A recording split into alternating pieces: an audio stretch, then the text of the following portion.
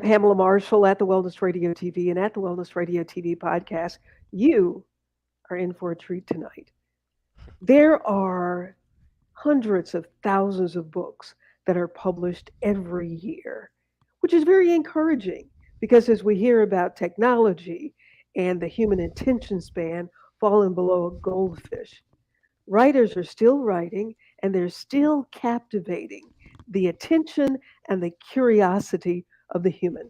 I'm very excited to have with me tonight three authors that will be a part of the Sunshine State Book Festival here in Gainesville, Florida in January, January 27th and 28th at Trinity United Methodist Church, an incredible gathering of art of authors from all genres, from children's books to thrillers. Um, these authors that are joining us tonight have a main focus on true crime or some fiction and nonfiction and legal thrillers. I'm really excited to introduce you to Elizabeth Randall, to George Dekle, and Mark Bello. Thank you all so much for being a part of the show tonight so that we can hear about what you're doing. Thank you. We're happy to be here. Yes, we are. Thank you very much. Elizabeth, let's start with you. Okay. You are a retired school teacher. Mark and George are retired attorneys. What is it you've been writing all of your career? What did you teach? English. I taught writing, writing for college, creative writing. I taught English honors, AP Lit, and AP Lang. So, with all of the books that are being published, I'm going to ask all of you this question. Mark and George, retired attorneys. And by the way, guys, I did fall in love with John Grisham and all of his Then, work, and then you would uh, love my books. I would. Okay, Yes. there you go. Um, what made you decide to just go head first into this arena where there's so many people, so many books that are being published every year That question is for Elizabeth. for Oh, is all of that you? for me? Um, well, I come from a family of writers. My father was a journalist. My grandfather was a journalist. I grew up around writing. I received a lot of encouragement. My house has always been full of books from the time I was little until now. My house looks like a library, and I love research, and I love writing. Although I have to say, right now I haven't been doing much writing because I had two books out. Whoop. We just heard she'll be back though. George, Yes, ma'am. what made you retired from law and you started writing? Well, I retired from state attorney's office, and my dream job in retirement was to teach at a college somewhere and write books.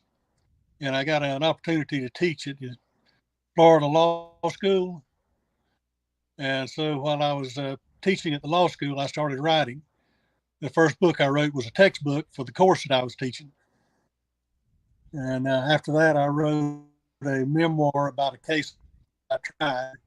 And I just one true crime after another until I'm on my 10th book now. Wow, wow. Mark, Well, I started writing in earnest after I retired about 5 years ago. Before that, I handled a case in the early 80s. A priest uh, abused some children, um, similar to the story in the movie Spotlight. And it was such a um, trying experience, and the church behaved so badly that I said to myself, one of these days I'll write a book about this. Well, I didn't expect it to be 40 years later, but it turned out to be 40 years later. I intended to write a nonfiction book book, and I felt I could take more license and embellish a bit and have a little more fun if I wrote fiction. So I wrote a fictional account, and that resulted in my first book.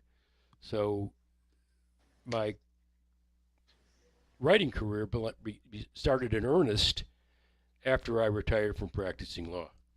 Like Elizabeth, though, I majored in English literature. I've always liked writing. It was my favorite part of practicing law, so it was kind of a natural transition from practicing law to becoming a legal thriller writer. So, Elizabeth, we lost you for a moment. Go ahead Yeah, and tell something us. came up on my screen, but I'm back.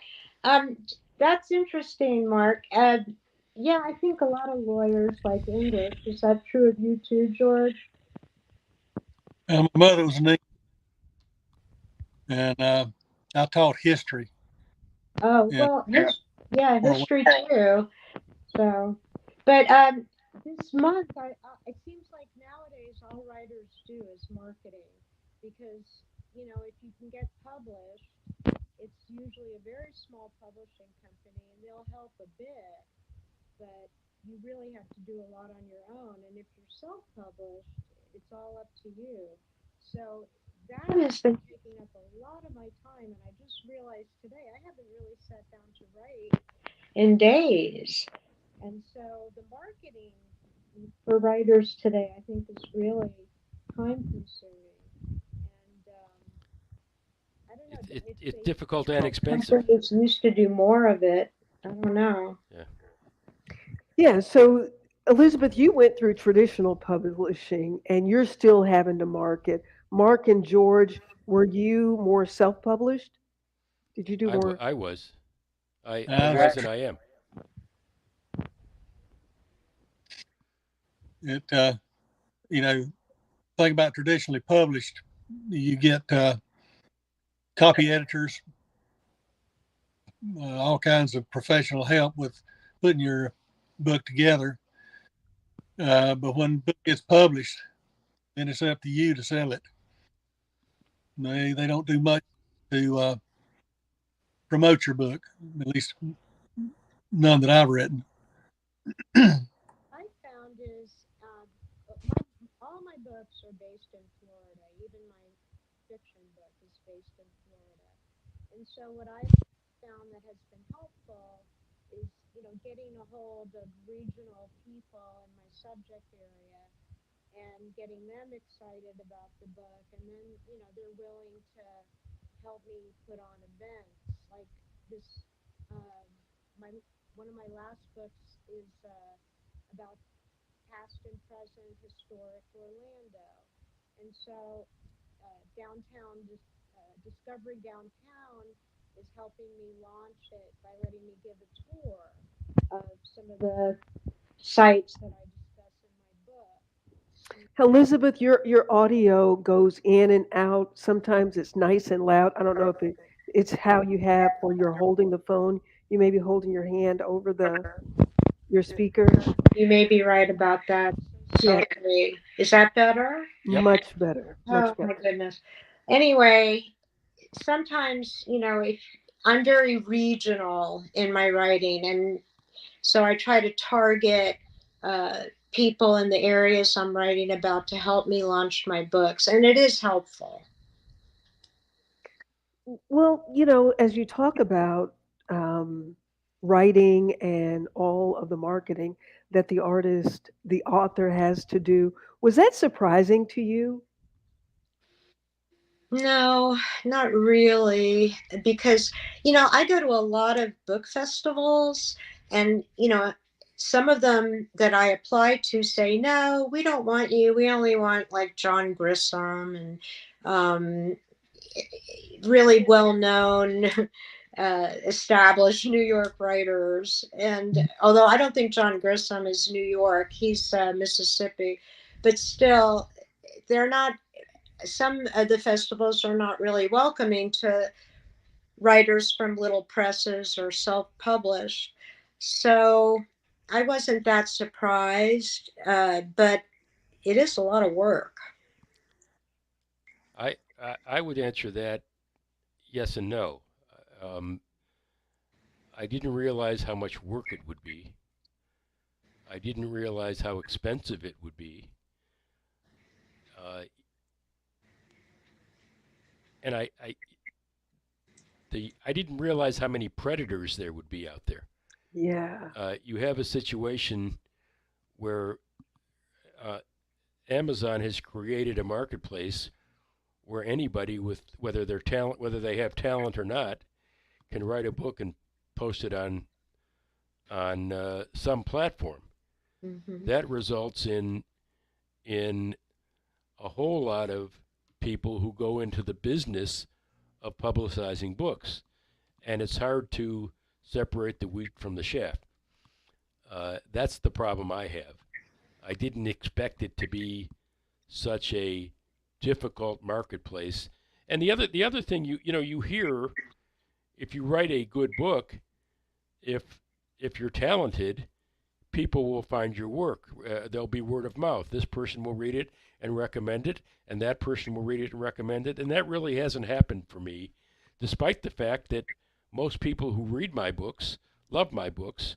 They're well reviewed and well um, received, Hmm. but I don't find that there's a whole lot of word of mouth success in having that happen. Most of the most of my sales come from ads and marketing rather than word of mouth. George? I'd love it to be the other way. Yeah. Yes, ma'am. Hey, Most of my sales, I think, come out of the toolbox in the back of my, face personal.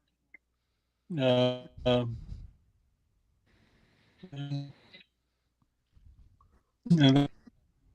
uh,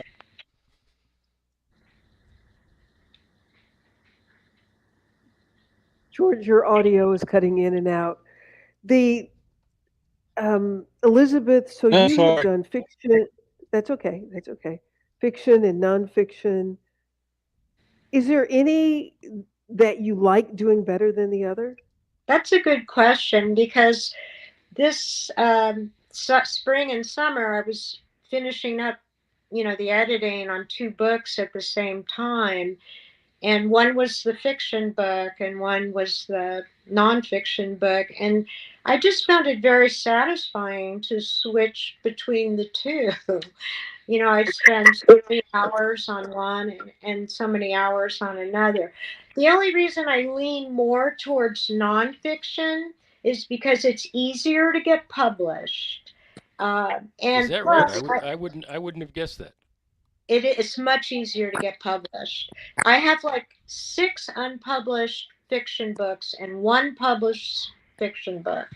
It's very hard to get, and it's hard to get an agent. So I just kind of lucked out with this little publishing company in Mississippi for my fiction book.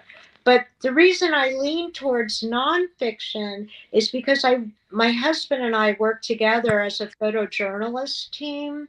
He takes the pictures and I write the book, and it's really a lot of fun. So the fiction I'm kind of working on my own. Interesting. So, Mark, you thought Elizabeth, it would. Hmm? Elizabeth hit on something that I think is important, and I wanted to mention it earlier. Uh, I write because I enjoy writing. I enjoy writing these novels. I mean, certainly you write for an audience, and you'd like them to find the novels. You'd like them to find your nonfiction or your fiction, whatever it is, or your children's books. Um, but but you have to like what you're doing. You have to enjoy uh, writing, and I really enjoy it. I'm really having a ball. So when I say it's an expensive hobby as opposed to a career or a business, and it should be a career and a business, but I'm enjoying myself, and that's at age 70. That's kind of cool. It is. Well, speaking of age, do you all think that because you're at this point in your life that you have a greater desire to write, or that your writing um, is better? that you have more to say because you're more seasoned? The answer to that is absolutely yes. I I I have a lot more experience than I had when I was younger. I have a lot more time than I had when I was younger.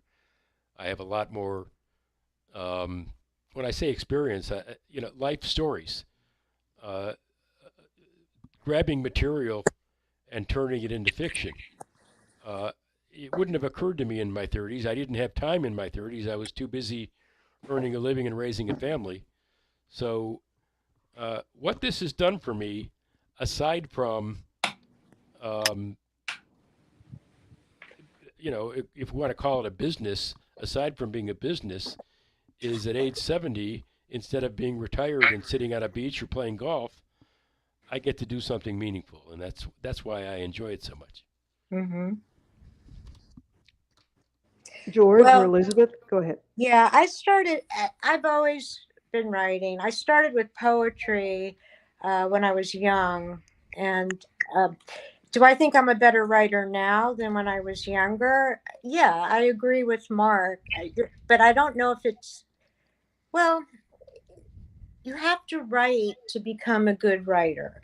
And the longer you do it and the more you do it, the better you get. To my students, I used to who liked writing, and a lot of my students loved writing, and they were so into it.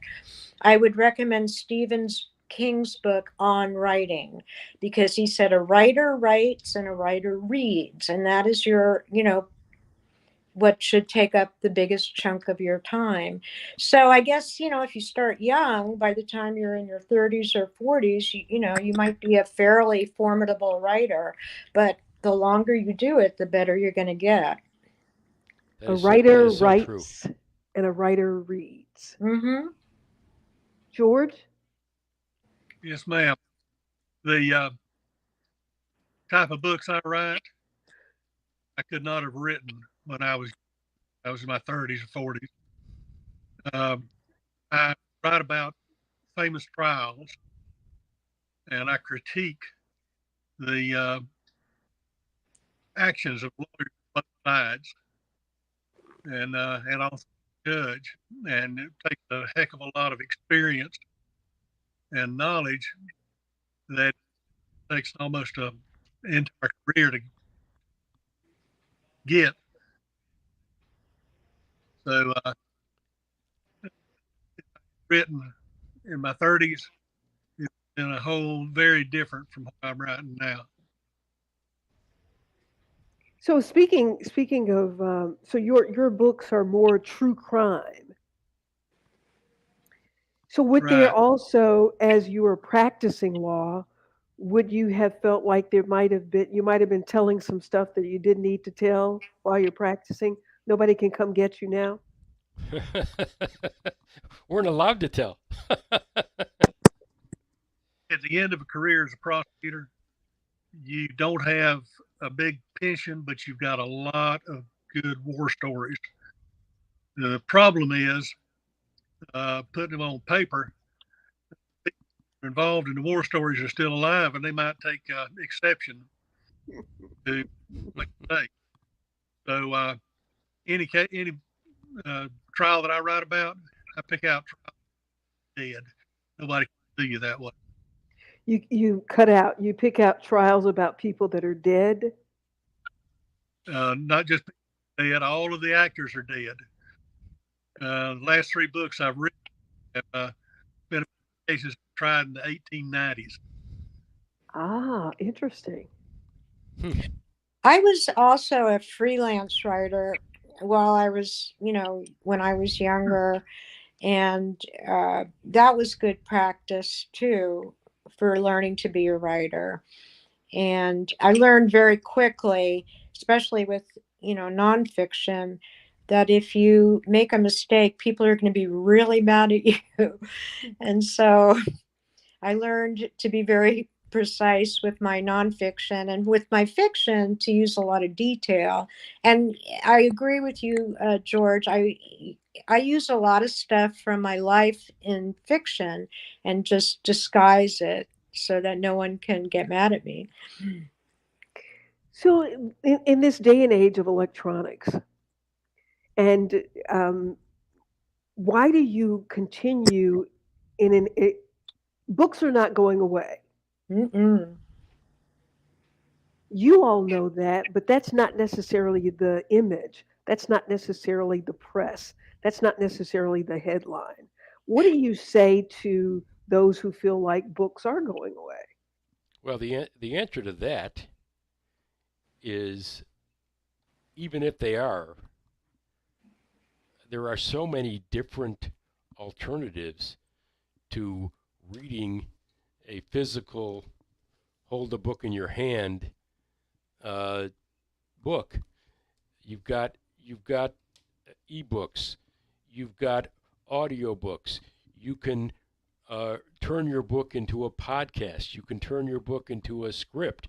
You can do so many different things using electronic medium that um, even if that was true, and it's not, because people are whether it's on a Kindle or a Nook or some tablet or what have you, whether you're holding your book in your a physical book in your hand, like I like to, because I'm old-fashioned, and I'm sure that's true of George and Elizabeth, because they look to be somewhat my age. Um, uh, I just think that people are still going to read. Um, However they do it, that's the question for the future. But people are still going to read, and Amazon proves that. And the stat that you gave at the beginning of the show, how many books did you say come out every day? 2,400. End of story. Yeah, yeah. And at the book festivals, and there's so many of them now that the pandemic is, abated. People love books. I mean, people come to these festivals and they go out with bags of books. And there's one in Amelia Island where whole families come, and it's just a festival of reading and literature. It's a wonderful, wonderful thing. Of course, I'm a retired English teacher. I'm really into it. Yeah. You could also argue, Pamela, that in the old days, in order to read a book, you either had to go to the library or you had to buy a $30 book. Look at all the choices you have for so much less money today than you did in the past. So I just don't think that the end of the book is the case. I agree. So with all of these other things, other options, are you all doing audiobooks? How many audiobooks I remember when I was in the 4th grade and my weekly reader that I looked forward to every Friday. And I read a story in the weekly reader that there would come a day when every recording artist would have to record a video to go Mm. with their songs.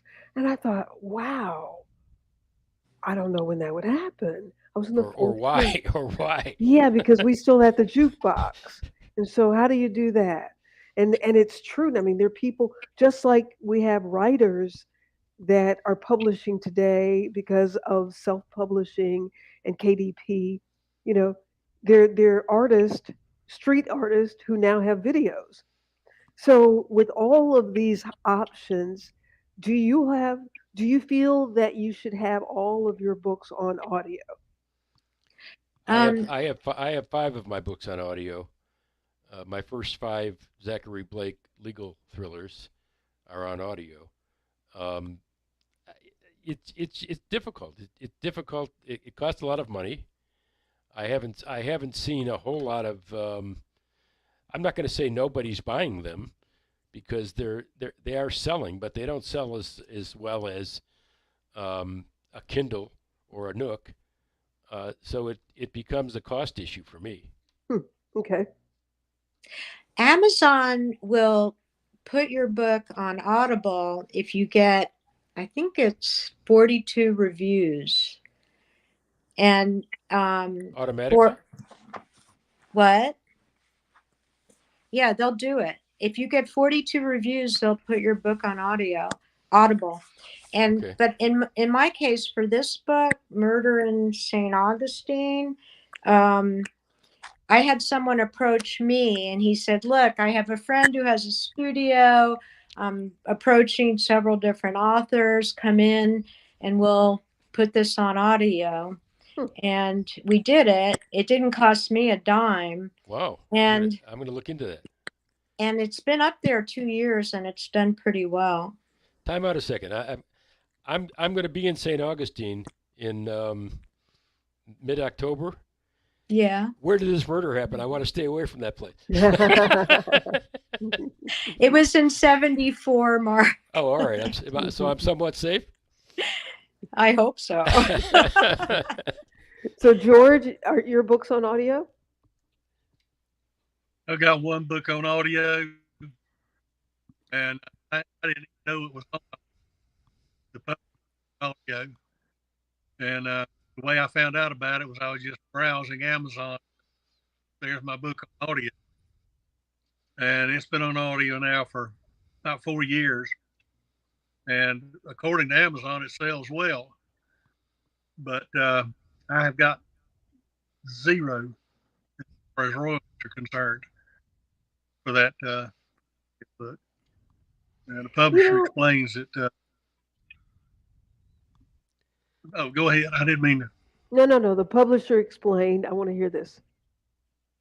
Publisher explained that the royalty structure for audiobooks, you had to just about have a bestseller to get any kind of royalty. I'm still waiting. Yeah, we're talking to 3 of the 150 authors that will be at the Sunshine State Book Festival here in Gainesville, Florida, January 27th and 28th at Trinity United Methodist Church. We are going to have the opportunity just to get a glimpse, but you can come and meet them in person and purchase some of the books that they have written. So, you know, as I'm hearing this, I feel I interviewed Bo Diddley. You all know who he is, but an African American artist, musician, singer back in the day with a story about how he thought he was going. He said, I thought I was going to have a pocket full of money the size of a football and didn't. I as I'm talking to authors, it still feels like the artist is being taken advantage of. Well, I don't know if I feel that way, but I do feel there aren't that many opportunities for writers today to get into mainstream or bigger publishers. Like J.D. Salinger, he wrote a few things and got it into the New Yorker and was offered a book deal. It's almost impossible to get an agent nowadays. It's very hard. I know a few people who've done it, but it's not easy. So you need a big platform to make money with books, and that takes a lot of time, and it takes a bigger publisher, I think. Although I have known people who self-published who made a fortune. I have. Did anyone ever read The Pecan Man? It was by Cassie. I forget her last name. She made a fortune on that book, and she self-published it, and it was a heck of a book too. That is happening more and more. Mm-hmm. I think over time, I wish I was 40, not 70, but over time, I think people are going to discover the secret sauce. Mm-hmm. But it's difficult. As to your point, Pamela, about being taken advantage of, I think there's some truth to that, but I don't think that's the point. It's not that people are taking advantage of you. It's just hard when you're doing everything yourself. And yeah. That's, the word in the description that you gave of publishing, self-publishing, that means you're doing everything yourself. Everything. And it's hard to do everything yourself. And it's expensive to do everything yourself. And as a result, whether people are taking advantage of you or not, it's just hard to do. And I think that's more the point than, I mentioned predators, and there are some, no question, but I don't think that's the major point. I just think there's a lot of competition in this industry, especially since Amazon came along, and as a result, it's hard to get found in a sea of so many authors. So why do you write? In the final minutes that we have left, I just want to hear. So you see what it is, but you have a love and a passion, I suppose. I don't want to put words in your mouth. Why do you write, George? Why do you keep writing? Why are you looking forward to continuing to write? And I feel like I have something important.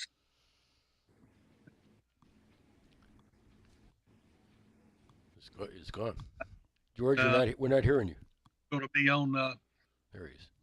shelves of libraries and lawyers, criminal investigators, learned from the book. George, we're still having difficulty hearing you. But you know what? If you go to the Sunshine State Book Festival, you'll get to talk to him in person. Directly. I'm looking forward to hearing from you directly. We'll ask him all these questions again. Yeah. Yeah, maybe we can go live from the festival. All right. Elizabeth, why do you write? Why do you keep writing? Well, as I said, I come from a family of writers, and I remember as a really small child sitting in a room surrounded by my father's books and opening them and wishing I could read them. So reading and writing has always been just second nature to me and something I could never do without. Mark? Well, what George started to say, until his microphone cut off, I think he said, I write because I have something important to say. Mm-hmm. And Yeah. and I agree with that. I wrote my first novel because the experience of that case has stayed with me for 40 years. And the whole clergy abuse situation is such an abomination to me. Not that there are predators in the clergy. I think that's probably true in any religion or organization. You had it with the Boy Scouts. You have it with there was the Southern Baptist situation. There are predators everywhere. So I'm not picking on any particular religion or organization. But in that particular situation, they covered it up, and they did it in a very bad way, and they're still doing it today. So it was important, and I felt important. It was important to get a message out. Once I wrote that book and figured out that I could actually write, because people liked the book, I took social justice issues from the news, and I started writing about them. And every one of my books, except the last one, is pulled from a real life story, as Elizabeth does, only she writes nonfiction. I embellish it and write fiction, but it comes from a real life story that happened in the news. And I enjoy doing that. The children's books came from the idea that children are getting these important messages too late in life. If you're going to talk about bullying in kindergarten, not in 12th when a kid's 12 years old. He's already a bully. If you're going to talk about distracted driving, which I wrote a book about, tell a kid in kindergarten, if you tell them in driver's ed, they're already addicted to their phones, right? Right. So I think I have something important to say in those genres, and that's why I write. Excellent. Well, I know that those who are reading your books are certainly enjoying them. I certainly have enjoyed chatting with you all this evening, George and Elizabeth and Mark. I look forward to meeting you in person in January at the Sunshine State Book Festival.